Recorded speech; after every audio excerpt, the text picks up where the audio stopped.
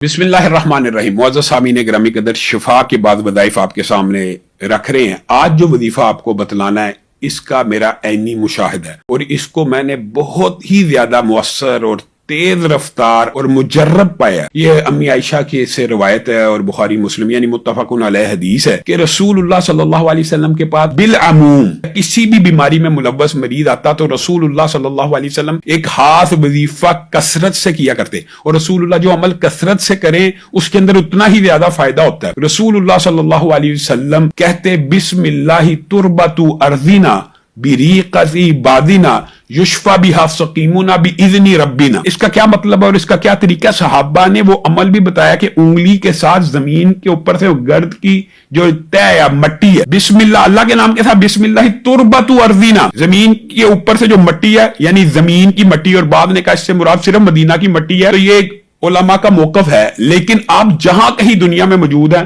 اس جگہ کی مٹی کے اوپر انگلی کے ساتھ اس کی مٹی لگائیے اور اپنی ریقت عبادنا یعنی ہلکا سا جو زبان کے اوپر تھوک ہوتا ہے وہ اس مٹی میں مکس کیجئے اور اس زخم کے اوپر لگا دیجئے، جو بھی زخم ہو، جو بھی بیمار ہو اس کے اوپر لگا دیجئے، تو اللہ رب العزت اسے شفا دیں گے باذن ربنا، ہمارے رب کی وجہ شفا اللہ کی طرف سے ہے۔